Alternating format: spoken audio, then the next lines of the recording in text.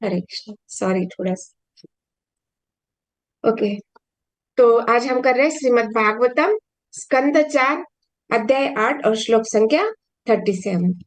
तो बहुत सुंदर प्रसंग चल रहा है और हमें अ, बहुत सुंदर शिक्षाएं प्राप्त हो रही है।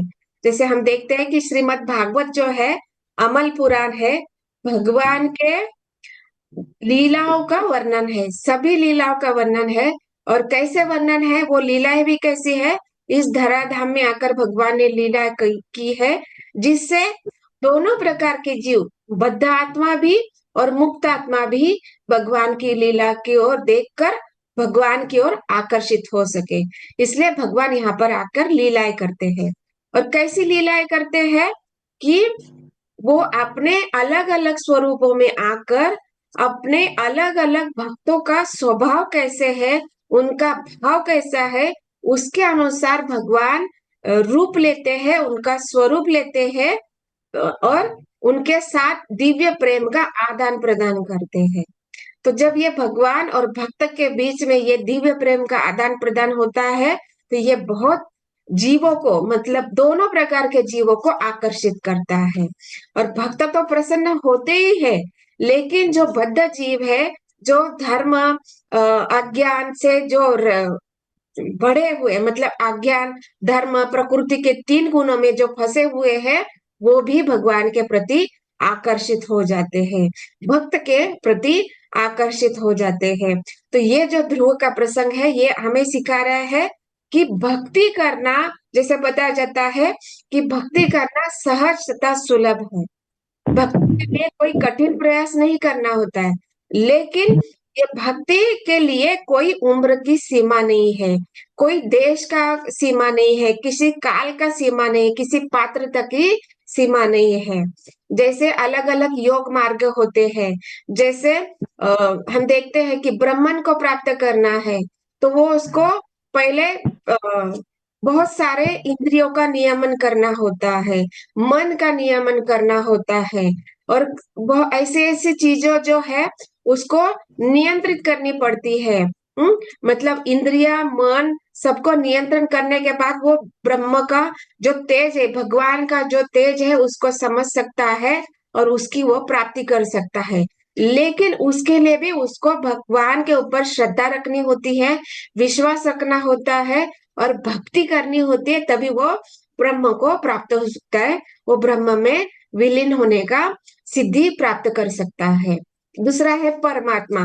उसके लिए भी दृढ़ होना चाहिए, इंद्रिय संयम होना चाहिए। उसको हर एक जीव में परमात्मा के स्वरूप को देखना होता है। और भगवान के जो परमात्मा के 3 स्वरूप है, भगवान परमात्मा तो एक ही है, लेकिन जो परमात्मा 3 रूपों में कार्य करते हैं, उसको समझना होता है। उनका कैसे कार्य होता है, जीव चर तथा अचर में उनका कैसे कार्य है, कैसे संबंध रखते हैं प्रकृति के साथ, ये जब ज्ञान प्राप्त करेगा और भगवान के ऊपर श्रद्धा रखेगा, तभी वो परमात्मा को तीनों स्वरूप में समझ सकता है और परमात्मा को वो प्राप्त कर सकता है।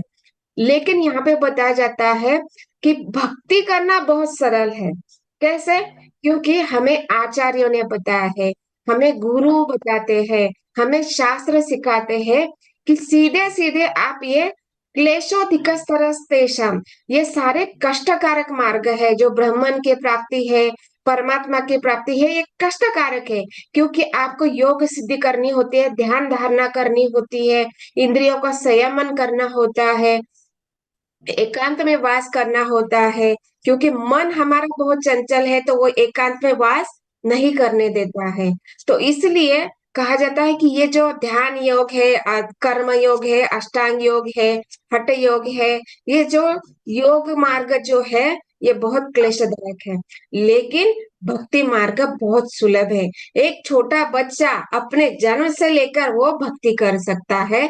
और कब हो सकता है कि वो उस व्यक्ति में जीवन भर उसने भक्ति नहीं की है, लेकिन अंतिम क्षण में भी अगर वो भगवान की भक्ति करता है, तब भी उसको भगवत भक्ति प्राप्त होती है, भगवान प्राप्त होते हैं। जैसे कि श्रीमद् भगवत गीता के एक श्लोक में बताया गया कि खटवांग महाराज, उन्होंने देवताओं के साथ में युद्ध किया था, और वो जब ये देवता युद्ध में जीत गए थे तो उन्होंने कहा खटवांग महाराज को कि आप बताइए आपको क्या इच्छा है। तब खटवांग महाराज ने पूछा कि मेरे पास कितना समय है। तो उन्होंने कहा कि आपके पास कुछ क्षण बचे हैं। कुछ क्षण मतलब देवताओं के अनुसार कुछ क्षण बचे हैं, मतलब यहाँ पृथ्वी के गणना के अनुसार उनके पास कुछ 45 मिनट ऐसे कुछ बचे थे। तो देवता ने पूछा, कहा कि आपके पास इतना समय। तो खटवांग महाराज ने कहा कि मुझे भगवान को प्राप्त करना है। अभी मुझे आप भगवान मतलब पृथ्वी पर भेज दीजिए, और मैं वहां पर जाकर पृथ्वी धराधाम में आकर मैं भगवान को स्मरण करना चाहता हूँ। तो इस प्रकार देखते हैं कि जब खटवांग महाराज इस पृथ्वी पर आए, और उन्होंने वो जो 1 मिनट बचा था उन्होंने भगवान को तीव्रता से स्मरण किया, भगवान के विषय में जानने का कोशिश किया। तो भगवान तुरंत भगवान उनके ऊपर प्रसन्न हो गए और उनको वो शरीर छोड़कर तुरंत भगवान प्राप्त हो गए। तो इस प्रकार देखते हैं कि भगवत भक्ति करने के लिए किसी भी देश काल पात्र उम्र किसी की भी सीमाएं नहीं है। और यही ध्रुव महाराज हमें सिखा रहे हैं कि जन्म से लेकर अंतिम क्षण तक किसी भी क्षण कोई भी स्थिति में कोई भी परिस्थिति में, चाहे पात्रता हो अपात्र हो, किसी भी देश में हो किसी भी काल में हो, वो भक्ति कर सकता है। लेकिन वो कैसी भक्ति होनी चाहिए? निश्चया धैर्य तत्त कर्म प्रवर्तनम। जैसे हमें आचार्य बताते हैं कैसे हमें निश्चय का त्रास दृढ़ता से के साथ और उत्साह के साथ, उत्साह निश्चया धैर्य, तो इस प्रकार से कर्म करते हैं तो भगवान निश्चित रूप से प्राप्त होते हैं। और इसके लिए कोई उम्र की सीमा नहीं है। और यही ध्रुव महाराज बता रहे हैं कि उन्होंने अपनी खेल कूद की अवस्था में, बचपन की अवस्था में हम देख रहे हैं कि उनको कैसे स्वभाव प्राप्त हुआ। जैसे अभी नारद मुनि उनके समक्ष प्रकट हुए हैं और वो बता रहे हैं कि आप इस प्रकार से वर्ण तथा आश्रम मतलब आप ब्राह्मण का गुण स्वभाव प्राप्त करो। लेकिन जैसे ब्राह्मण का गुण है विनम्रता सहनशीलता, लेकिन ध्रुव महाराज को वो स्वभाव नहीं था। उनका स्वभाव कैसा था? क्योंकि वो क्षत्रिय कुल में जन्मे थे, तो जिस कुल में जन्म लेते हैं तो उसी प्रकार का स्वभाव बन सकता है, या तो वो बनाया जा सकता है, या फिर वो जीव जो है वो अपना पूर्व जन्म का कर्म का स्वभाव लेकर आता है। तो इस प्रकार हम देखते हैं कि ध्रुव महाराज है जो ब्राह्मण का स्वभाव नहीं स्वीकार कर पा रहे हैं, उन्होंने अपना जो क्षत्रिय स्वभाव है उसी को बनाए रखा। और अभी यहाँ पे नारद मुनि देख रहे हैं कि कैसे ये ध्रुव महाराज अपने बचपन की अवस्था में क्षत्रिय स्वभाव को बनाए रखे हैं। वो मान अपमान को समझ रहे हैं, वो समझ पा रहे हैं कि ये जो ब्राह्मण द्वारा जो उपदेश है मैं उसको स्वीकार नहीं कर पा रहा हूँ। आप मुझे मुझे वो वरदान दीजिए जो मैं इच्छा कर रहा हूँ। तो इस प्रकार का श्रील प्रभुपाद तात्पर्य में लिख रहे हैं कि जब ध्रुव महाराज ने नारद मुनि से ब्राह्मण उपदेश ग्रहण करना अस्वीकार कर दिया, तो स्वभावतः ही यह प्रश्न उठता है कि वो किस प्रकार का उपदेश चाह रहे थे। तो यहाँ पे बताया जाता है कि ध्रुव महाराज क्षत्रिय प्रकार का, मतलब वो कैसा है इस भौतिक जगत में है और वो भौतिक देह धारण किए हुए है, तो इसलिए उनका एक इच्छा हो गया कि भौतिक इच्छा करें। इस जगत में हम भौतिक शरीर धारण किए तो हमारा स्वभाव यही रहता है कि हम भौतिक इच्छाओं को प्रकटता से देखते हैं कि हम चाहते हैं सुख आए, हमारा शरीर का कोई कष्ट न हो, हमारे जीवन में हमेशा ही आनंद की प्राप्ति रहे, सुख की प्राप्ति रहे। इसी प्रकार का यहाँ पे सुख की प्राप्ति यहाँ पे ध्रुव महाराज कर रहे हैं। और बहुत सुंदर बता रहे हैं कि जबकि वो देख रहे हैं उनके स्वयं के पिता जो संपूर्ण क्या बताया है चक्रवर्ती सम्राट है। चक्रवर्ती मतलब क्या? पूरे ब्रह्मांड के वो पूर्ण पृथ्वी के सम्राट है, पूरे संपूर्ण पृथ्वी के सम्राट है, लेकिन फिर भी वो बड़ा राज्य चाहते थे। और उन्होंने ये भी कहा कि मेरे पिता तथा पितामहों से भी बढ़कर राज्य चाहिए। मतलब क्या कि एक तो पहले उनके जो पिताजी है उत्तानपाद, जो सारे पृथ्वी के सम्राट थे, और जो पितामह है ब्रह्मा जी, वो कैसे है, संपूर्ण ब्रह्मांड के सम्राट है। क्यों, कैसे? क्योंकि सारी ब्रह्मांड की सृष्टि उन्होंने कैसे स्वयं की है, और ये जो ब्रह्मांड का 14 लोक में विभाजन स्वयं ब्रह्मा जी ने किया है। मतलब क्या कि उनको एक प्रकार से ये बताया जा रहा है कि उन्होंने क्या इच्छा किया, जैसे प्रभुपाद जी लिख रहे हैं, उन्होंने स्पष्ट कहा कि वे ऐसा राज्य चाहते हैं जिसका तीनों लोक में कोई प्रतियोगी न हो। अभी ये तीनों लोग कौन से हैं? भू, भुव तथा स्व। भू कौन सा है? तो ये पृथ्वी है। भुव में ये सारे ऊपरी लोग आते हैं। कैसे? जनलोक, तपलोक, महरलोक, सत्यलोक। सत्यलोक मतलब ब्रह्मलोक भी आता है। और स्व, स्वर्गलोक आता है। और इसके बाद और आता है तल, तलातल, रसातल, पाताल, ये सारे जो निचले लोग, निम्न लोग हैं। ये सारे 14 भुवनों से भी बढ़कर उनको राज्य चाहिए। दैट मीन्स यहाँ पे क्या बताया जा रहा है कि ध्रुव को इस लोक में, ये 14 लोक में कोई स्थान नहीं चाहिए। इससे भी बढ़कर ब्रह्मा का सत्यलोक है, ब्रह्मलोक कहते हैं उसको, उससे भी बढ़कर उनको राज्य प्राप्त करने की इच्छा थी। अभी यहाँ पे आगे बताया जा रहा है कि ये एक प्रकार की ध्रुव महाराज की इच्छा बताएगी। आगे क्या बताया जा रहा है कि जब हम संगति हमें प्राप्त हो जाती है, और कैसे संगति, कि भाग्यवश जब हमें वैष्णव प्राप्त हो जाते हैं तो हमें उनकी संगति का लाभ उठाना चाहिए। तो कैसे संगति का लाभ उठाना है? कि जब हम वैष्णव का संग प्राप्त होते हैं तो हमारी जो इच्छाएं है, तो मतलब जैसे यहाँ पे ध्रुव महाराज की क्या है, भौतिक इच्छा राज्य प्राप्त करना, लेकिन साथ साथ हमें भौतिक इच्छा के साथ आध्यात्मिक भी इच्छा करनी होती है। जैसे अभी ध्रुव महाराज देखिए, ध्रुव महाराज ने तो इच्छा की कि राज्य प्राप्ति है, लेकिन हम इस भौतिक जगत में हम अपनी सोच के अनुसार इच्छा प्रकट करते हैं, राइट। हमारी जितना सोच है उस प्रकार, जैसे एक उदाहरण आता है कि एक बहुत बूढ़ी औरत थी जो अपना पेट पालन करती थी। तो वो कभी भी क्या होता था, जंगल में जाके लकड़ियां, सूखी लकड़ियां लेकर आती थी। तो एक बार वो जंगल में गई, बहुत सारी लकड़ियां उसने जमा कर दी और उसको एक बंडल में बंच ऐसे बना दिया। अभी वो इतना बूढ़ी होने के कारण वो भार जो था लकड़ियों का वो उठाकर सर पर नहीं रख पा रही थी। तो वो इधर उधर देखने लगी कि कोई मेरी सहायता कर सकता है क्या करके। तो जब देख रही थी तो वहां पे उसी समय एक राजा गुजर रहा था।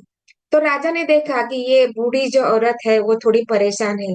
तो राजा उतर कर उसके पास चलकर आते हैं और बोलते हैं कि हे माता, आपको कुछ परेशानी है क्या? क्या मैं आपकी सहायता कर सकता हूँ क्या?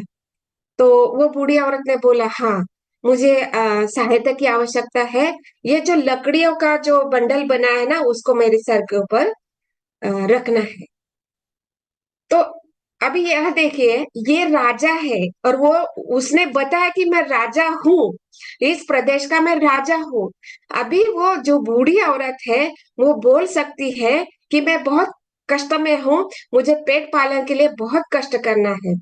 ये अगर वो उस राजा को बोलती थी तो राजा उसको सारी सुविधा देते थे ना, उसको रहने के लिए घर, कपड़े पहनने के लिए, खाना बनाने की व्यवस्था, खाने की व्यवस्था, ये सब व्यवस्था राजा कर सकता था। लेकिन वहां पे क्या हुआ, उसने वो सोचा ही नहीं कि राजा ये मुझे प्रदान कर सकता है, ये राजा मुझे ये सुविधा दे सकता नहीं है। लेकिन उसने क्या किया, वो जो लकड़ियों का बंडल है वो अपने सर के ऊपर ले लिया। मतलब क्या, ये दुख का जो बंडल है उसने अपने सर पे और भी ले लिया। वो उसको वो दुख का कष्ट जो है वो निवारण कर सकती थी, जबकि उसने, राजा ने पूछा था तुम्हें क्या सहायता चाहिए, वो बोल सकती थी कि मैं बहुत कष्ट में हूँ, मुझे घर नहीं है, मुझे, मेरे पास कपड़ा नहीं है, मुझे खाने की व्यवस्था नहीं, ये सब व्यवस्था हो सकती थी। लेकिन इसी प्रकार हम इस भौतिक जगत में देखते हैं कि जब हमें वैष्णव का संग प्राप्त होता है तो हमें क्या करना है, अपने जो सुख है दुख है उसको कैसे निवारण हो सकता है, ये जो हमारी जीवन की जो समस्या है उसको कैसे हल किया जा सकता है, ये इसका ज्ञान वैष्णव के पास होता है। और इसकी ही जिज्ञासा हमें वैष्णव से करनी है। तो इसलिए कहा कि जब वैष्णव हमारे जीवन में आते हैं तो हमें ये समस्याओं का हल ढूंढना होता है। और ये हम समस्या का हल कैसे ढूंढते हैं, ये हमें वो वैष्णव बताते हैं कि कैसे हमें साधु संग करना है, कैसे गुरु का मार्गदर्शन में आचरण करना है, अनेक अनेक विधि विधानों का पालन करना है और शास्त्र का अध्ययन करना है। जब इन सारी चीजों को हम समझेंगे तो धीरे धीरे हमारा जो कष्ट है, उसका जो समस्या है हमारे जीवन में आती है, उसका धीरे धीरे क्रमशः जैसे जैसे हम विधि विधानों का धीरे धीरे पालन करेंगे, हृदय का शुद्धिकरण होगा, हमारे जो जो सारे कल्मश है कष्ट है वो धीरे धीरे हट जाएंगे और हमारा जो जो सुख या दुख ये भोग जो प्रवृत्ति है वो नष्ट हो जाएगी और हम भगवान को प्राप्त करने के लिए सिद्ध होने लगेंगे धीरे धीरे। तो इस प्रकार से जब यहाँ पे बताया जा रहा है कि जब एक वैष्णव हमारे जीवन में आते हैं तो हमें समस्याओं को हल ढूंढना है, हमारे समस्या को हमें और भी बढ़ाना नहीं है, हमारा जो कष्ट है इस जीवन में उसको कैसे हल करना है, इसके ऊपर हमें सोच विचार करना चाहिए। और जैसे यहाँ पे बताया जा रहा है कि ये ध्रुव महाराज ने जो जीवन की समस्या है कैसे, वो चाहते थे कि मेरा अपमान हुआ है तो आप मुझे ऐसा राज्य प्रदान करें कि जो उच्चतर हो, ब्रह्मा से भी बढ़कर हो। मतलब क्या कि वो एक प्रकार से तीनों भुवन में नहीं रहना चाहते हैं, ये जो तीनों लोग हैं उनसे परे जाकर रहना चाहते हैं, ये इनडायरेक्टली ध्रुव महाराज मांग रहे हैं। इस प्रकार एक वैष्णव से क्या इच्छा करना चाहिए ये ध्रुव महाराज बता रहे हैं। और ये वैष्णव जो है ना हमें ऐसे वरदान देते हैं जो भौतिक जगत से परे होता है। जैसे कि हम यहाँ पे देख रहे हैं आध्यात्मिक जगत में हम रह रहे हैं कैसे, जब हम श्रीमद् भागवतम का अध्ययन करते हैं, जब श्रीमद् भागवत भागवत का अध्ययन करते हैं, भगवत गीता का अध्ययन करते हैं, चैतन्य चरित्रामृत हम सीख रहे हैं, हम जब वैष्णव सॉन्ग आते हैं जो आचार्य द्वारा दिए गए गीतों को हम गाते हैं, तो उस समय जब हम श्रवण कर रहे हैं तो हम कैसे हैं, उस समय हम आध्यात्मिक जगत में वास कर रहे हैं। हम जब संग कर रहे हैं, हम जब जप कर रहे हैं तो हम क्या होते हैं, अल्टीमेटली हमें एक प्रकार से आध्यात्मिक वास प्राप्त होता है। मतलब क्या कि हम भगवान का संग करते हैं, भगवान के पार्षदों के साथ रह रहे हैं, भगवान के शब्दों का संग कर रहे हैं, इस प्रकार हम आध्यात्मिक जगत में प्राप्त हो जाते हैं। तो यही बात यहाँ पे बताया जाता है कि जब वैष्णव हमें प्राप्त होते हैं तो उनका संगति का हमें अवश्य लाभ लेना चाहिए, क्योंकि वो हमें आध्यात्मिक प्राप्ति करा सकते हैं। और नेक्स्ट पॉइंट यहाँ पे बताया जाता है कि एक वैष्णव है, वो वैष्णव क्या है, असंभव चीज को भी संभव बना देते हैं। जैसे अभी देख रहे हैं कि हम अध्ययन कर रहे हैं कैसे, एक शास्त्रों का अध्ययन कर रहे हैं तो हमें ज्ञान प्राप्त हो रहा है। कैसा ज्ञान प्राप्त हो रहा है, हमें आध्यात्मिक ज्ञान प्राप्त हो रहा है। भगवान तथा भक्त के बीच किस प्रकार का आदान प्रदान होता है, भक्त कैसे भगवान भगवान कैसे भक्तों के साथ लीलाएं करते हैं, इस प्रकार का ज्ञान हमें प्राप्त होता है। भौतिक जगत में पहले जब हम संग में नहीं थे तो हमें इस प्रकार का संग का अनुभव नहीं था, तो हमें ये ज्ञान नहीं था कि भगवान भी भक्तों के साथ लीलाएं करते हैं, भगवान कैसे अलग अलग स्वरूप में आते हैं, जैसे भगवान इच्छा करते हैं उस प्रकार का स्वरूप भगवान प्राप्त करते हैं। इस प्रकार का ज्ञान हमें था क्या, नहीं था। चलो ये मान लेते हैं कि हम भारत भूमि में जन्म लिए हैं, तो इसलिए हम थोड़ा देवों के बारे में, देवताओं के बारे में, भले हम भगवान कृष्ण को एक देवता के स्वरूप में मानते थे, लेकिन कुछ तो ज्ञान था हमें, कुछ तो हमें समझ में आता था कि धर्म होता है, दान कर्म होता है, तपस्या होती है, यज्ञ विधि विधान किया जाता है, कुछ तो हम करते थे। क्यों? क्योंकि हम भारत भूमि में जन्म लिया है। लेकिन जो भारत से बाहर जन्मे हुए हैं, उनको ये किसी प्रकार का ज्ञान नहीं होता है कि धर्म करना क्या होता है, यज्ञ क्या होता है, तपस्या करना क्या होती है। इस प्रकार का देवी देवताओं का किसी प्रकार का ज्ञान नहीं होता है। लेकिन यहाँ पे बताया जाता है कि जब जीव भक्त बनने का प्रयास करता है, तो उसके भाव क्या होता है, उसका भगवान के प्रति क्या भाव होता है, उसके अनुसार भगवान स्वरूप प्राप्त कर लेते हैं। जैसे सबसे बड़ा उदाहरण हम श्रीमद् भागवतम देखते हैं कि प्रहलाद महाराज, प्रहलाद महाराज ने बताया कि कैसे भगवान सर्वत्र है और भगवान सर्वज्ञ है, सब कुछ जानने वाले हैं। और वहां पे हिरण्यकश्यपु ने बोला क्या, कि क्या वरदान मांगा था हिरण्यकश्यपु ने? मनुष्य नहीं, राक्षस नहीं, देव नहीं, दानव नहीं, अस्त्र नहीं, शस्त्र नहीं, भूमि पर नहीं, आकाश में नहीं, दिन में नहीं, रात्रि में नहीं, किसी भी प्रकार के, इतना सोच विचार प्रकार के उन्होंने वरदान मांगा था। और ब्रह्मा जी ने क्या बोला? ठीक है, तुम्हें तुम्हारी इच्छा पूर्ण होगी। लेकिन यहाँ पे देखिए, ब्रह्मा जी का वचन को सिद्ध करने के लिए और प्रहलाद महाराज का जो भाव है भगवान सर्वत्र उपस्थित है, ये दिखाने के लिए भगवान ने कैसा स्वरूप प्राप्त कर लिया? ना तो पशु है, न तो मानव है, न शस्त्र है, न अस्त्र है, न घर में, न बाहर, न आकाश में, न पृथ्वी पर। ये सारी जो टर्म्स एंड कंडीशंस जो हिरण्यकशिपु ने डाल रखी थी, उसको पूरा करते हुए भगवान ने केवल नाखून से उसका वध कर दिया। तो इस प्रकार हम देखते हैं कि भगवान और भक्त के बीच ये जो दिव्य प्रेम का आदान प्रदान होता है, वो कितना दिव्य होता है, वो अचिंत्य होता है, इसको हम कल्पना भी नहीं कर सकते। यहाँ तक कि जो हिरण्यकशिपु है, जबकि हम देखते हैं ये हिरण्यकशिपु कौन है? पूर्व जन्म में कौन है? जय तथा विजय में से एक है ना, ये भगवान के ही पार्षद है।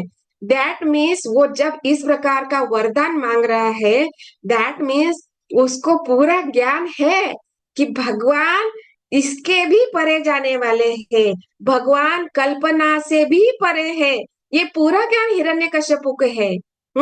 जब देखिए, वो जब हिरण्यकशिपु का जब वध किया भगवान ने वराह रूप में आकर, और ये सारे हिरण्यकशिपु का इसमें पर नरसिंह भगवान के रूप में आकर वध किया।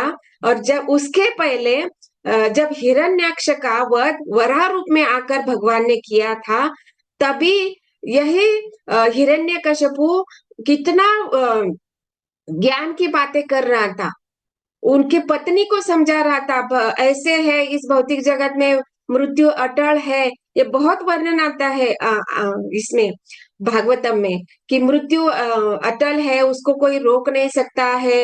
हाँ, ये शरीर है, हम आत्मा है, पूरा ज्ञान देता है। दैट मीन्स उनको भगवान के विषय में, भगवान की शक्ति के विषय में कोई डाउट नहीं है। इसलिए इस प्रकार का वर वो मांगते हैं। जैसे हम देखते हैं भगवान किसी भी स्वरूप में, जैसे हिरण्यक्ष ने क्या किया, पृथ्वी को गंदे जल में, मतलब ऐसी जगह पे कोई जीव जा नहीं सकता जहाँ पे मल मूत्र से भरा हुआ है, वो जगह, वहां पे पृथ्वी को छुपा दिया। और भगवान ने क्या किया?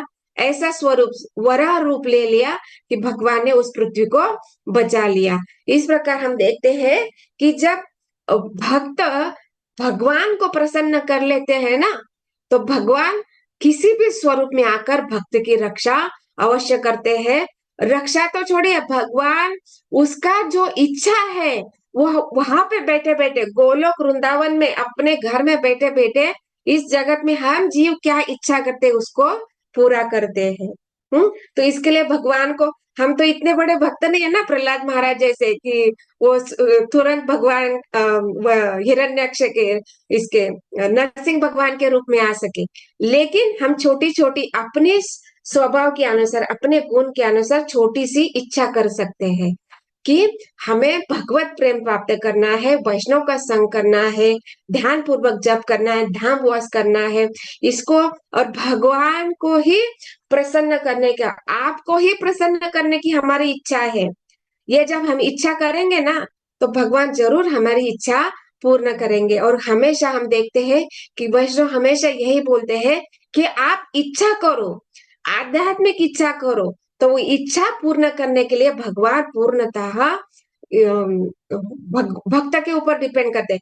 भगवान इच्छा पूर्ण करने ही वाले हैं। जैसे यहाँ पे एक वैष्णव यदि इच्छा पूर्ण कर सकता है तो भगवान नहीं कर सकते क्या?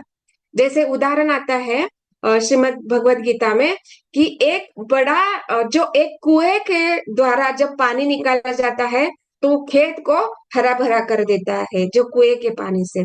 अभी जब हम जल कौन सा समुद्र से जल जो लेंगे तो वो तो निश्चित रूप से सब कुछ प्राप्त करेगा ना।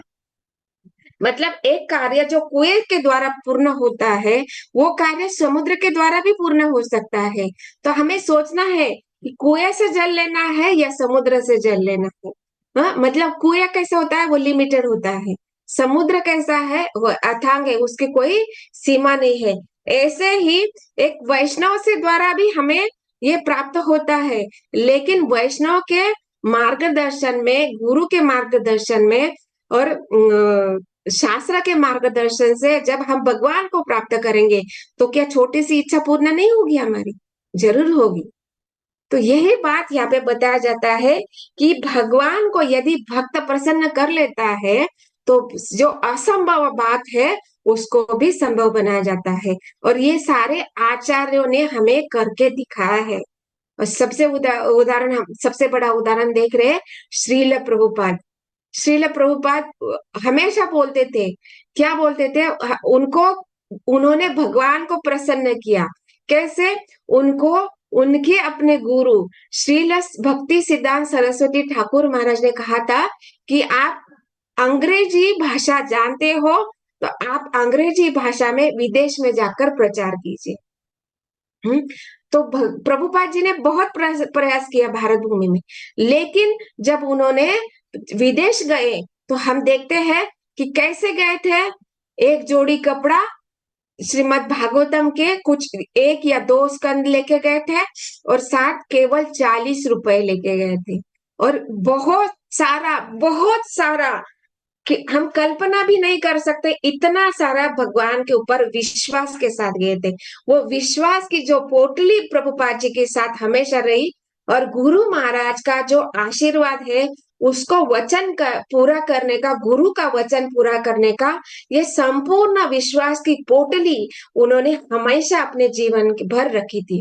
और वो उसी पोटली, विश्वास की जो पोटली थी, गुरु के शब्द के ऊपर, भगवान के ऊपर जो श्रद्धा जो पोटली उन्होंने हमेशा अपने साथ रखी, तो हम देखते हैं कि उन्होंने कभी भी अपने गुरु का उनको विस्मरण नहीं हुआ। हमेशा हर क्षण उन्होंने अपने गुरु को स्मरण किया और हर क्षण उन्होंने भगवान के ऊपर विश्वास रखा। और कैसे एक 40 रुपए लेकर, एक जोड़ी कपड़ा लेकर, एक ट्रंक के साथ जब प्रभुपाद विदेश में पैर रखे थे और जब आए लौटकर तो हजारों की संख्या में उनके साथ शिष्य थे, कितने सारे गुरुकुल थे, कितने सारे मंदिर थे और कितनी सारी धन के रूप में उनके साथ संपत्ति थी। तो हम ये कैसे हुआ कि ये भगवान जब प्रसन्न हो जाते हैं भक्त की भक्ति से, भक्त के द्वारा भक्ति करने से जब भगवान प्रसन्न हो जाते हैं तो भगवान के लिए कुछ भी असंभव नहीं है। तो इसलिए प्रभुपाद जी बोलते हैं, हमेशा बोलते हैं कि अकेला मैं ये सब कुछ इतना सारा कर सकता हूँ, और जब तुम सब एक साथ आ जाओगे तो कितना कुछ हो सकता है। तो क्या अगर सारे वैष्णव प्रभुपाद जी जैसे भगवान को प्रसन्न करेंगे तो निश्चित ही ये जो पृथ्वी में सब चाहते हैं ना कि राम राज्य आए, तो सतयुग का जरूर आना हो जाएगा। जब प्रभुपाद ये बोलते थे मैं अकेला इतना सारा कर सकता हूँ, तो आप सब इतना सब मिलके आकर सब कार्य करेंगे, तो ये सतयुग आना निश्चित है। ये प्रभुपाद जी के वचन है। तो इसलिए हम देखते हैं कि प्रभुपाद जी ने क्या किया, भगवान के ऊपर श्रद्धा किया, भगवान के ऊपर विश्वास रखा, गुरु के वचनों को विश्वास रखा, सारे हिप्पियों को हैप्पी बना दिया। कितने बार श्रील प्रभुपाद ने 12 वर्षों में पूरा पृथ्वी का 14 बार भ्रमण किया। तो ये क्या संभव है किसी को हम एक जीवन में, कोई एक जीवन में इतना सारा नहीं कर सकता है जो प्रभुपाद जी ने किया है। और उसी प्रभुपाद जी को ही हमेशा गुरु के स्वरूप में उनके वचनों के ऊपर श्रद्धा रख के हमारे महाराज हिज होलीनेस गोपाल कृष्ण गोस्वामी महाराज को हम देखते हैं कि उन्होंने अपने गुरु श्रील प्रभुपाद के ऊपर इतना दृढ़ विश्वास रखा, गुरु के ऊपर इतना दृढ़ विश्वास रखा, भगवान के ऊपर इतना प्रेम किया, भगवान को प्रसन्न किया। और हम देखते हैं श्रील प्रभुपाद जी ने कहा था कि दिल्ली जैसे स्थान में 12 मंदिर होने चाहिए। और हिज होलीनेस गोपाल कृष्ण का उदाहरण में हम देखते हैं उन्होंने 18 से भी अधिक मंदिर स्थापना किए। तो ये होता है कि जब भगवान भक्त से प्रसन्न होते हैं तो असंभव चीज को भी संभव बन जाता है। तो ये विश्वास हमें रखना है। और यही बात यहाँ पे ध्रुव महाराज हमें बता रहे हैं कि कैसे हमें भक्ति कितना उत्साह, कितना निश्चय और इतना दृढ़ता से करना है, और उसी प्रकार कर्म करने से भगवान निश्चित रूप से प्राप्त होंगे और असंभव चीज को भी संभव बना सकते हैं। यही बात ध्रुव महाराज हमें बता रहे हैं। और ये कैसे, यहाँ पे कौन बोल रहा है, ये नारद मुनि बोल रहे हैं ध्रुव महाराज को। ये सारी जो चीजें हैं नारद मुनि ध्रुव महाराज को समझा रहे हैं। दैट मीन्स ये हमारे लिए है।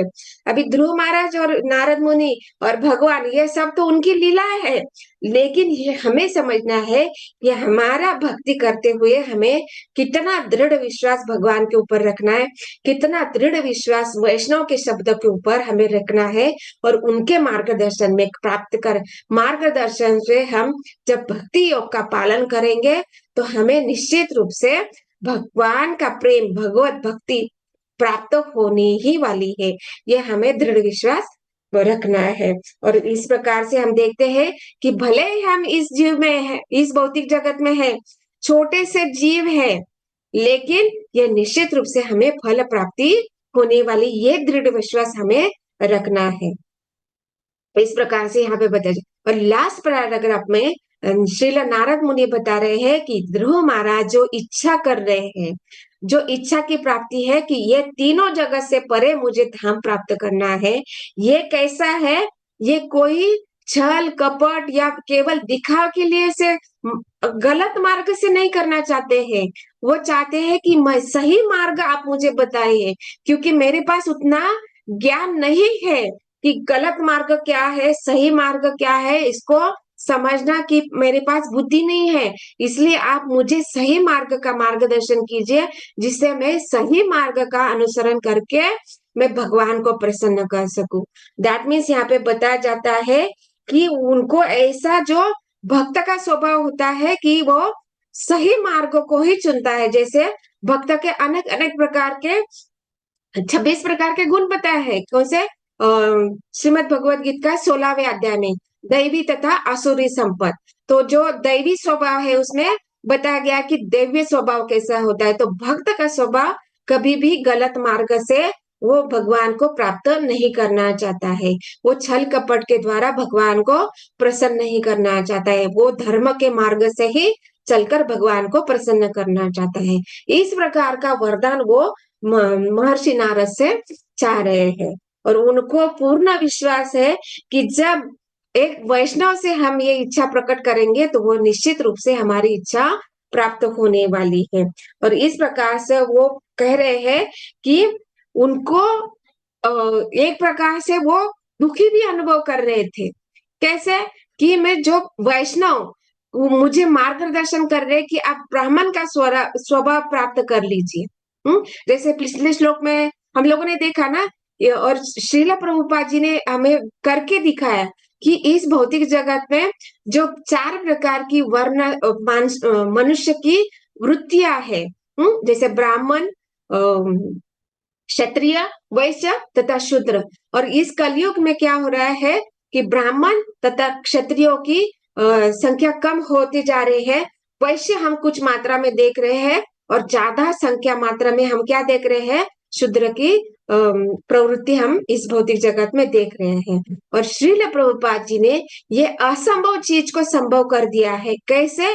म्लेच्छ यवन जो चांडाल कुल में जन्मे हुए, जो उनका स्वभाव ऐसे था, वो उनको उन्होंने कैसे बना दिया है, उनको ब्राह्मण बना दिया है। और कैसे बनाया? ये भक्ति योग का विधि विधान से।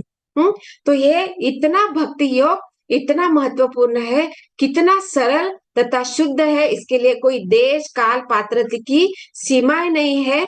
एक शूद्र व्यक्ति भी ब्राह्मण बन सकता है, एक चांडाल व्यक्ति भी ब्राह्मण बन सकता है। और जिसकी इन ब्राह्मणों की इस समाज में कमतरता है, कमी है ब्राह्मणों की, इसलिए हम देखते हैं कि शूद्र की संख्या बढ़ रही है। जब ब्राह्मण धीरे धीरे, इसलिए ये जो प्रामाणिक संस्था है इस्कॉन, ये क्या कर रहा है, ये आध्यात्मिक ज्ञान दे रहा है।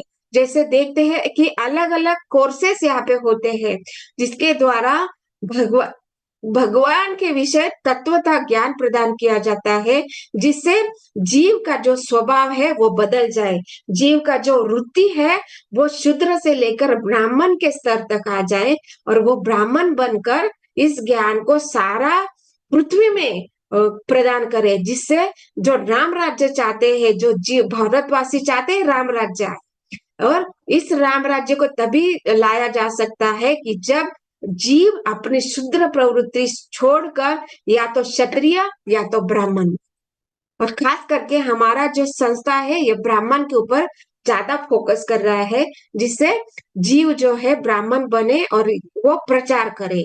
हमारा जो जीवेर स्वरूप है कृष्ण, मतलब ये स्वामित्व का भाव छोड़कर भगवान का स्वामी माने, ये जो ब्राह्मण का स्वभाव है इसका प्रचार करने के लिए इतना प्रयास किया जा रहा है इस्कॉन द्वारा।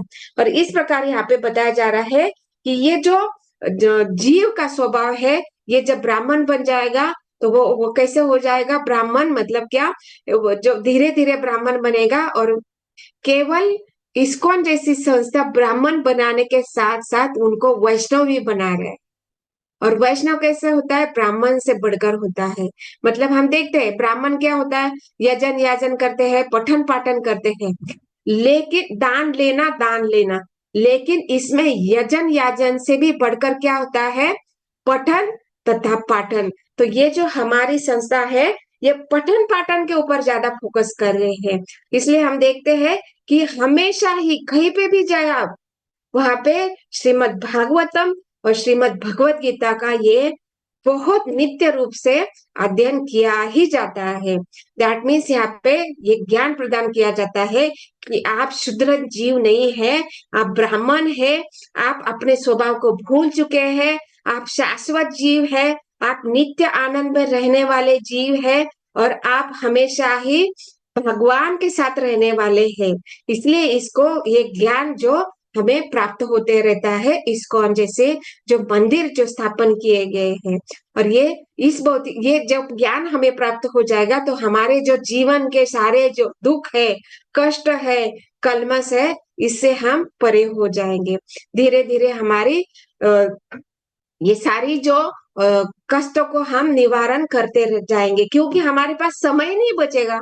हम जब अध्ययन करने लगेंगे, हम सब देख रहे हैं अभी, जैसे भगवत गीता भागवतम का अध्ययन होता है तो सुबह सुबह हमारे पास जप करने का समय होता है, भागवतम करने का समय होता है। दिन भर में हम सारे जो परिजन है, हमारे जो सगे संबंधी, उनकी सेवा में लगे रहते हैं। और ध्यान क्या होता है, चलो अभी शाम का टाइम हो रहा है, जल्दी जल्दी सबके लिए भोजन बना लेते हैं, भोग बना लेते हैं, भगवान को ऑफर करके सीधा 7:30 बजे तक हम लोगों को क्लास में बैठना है।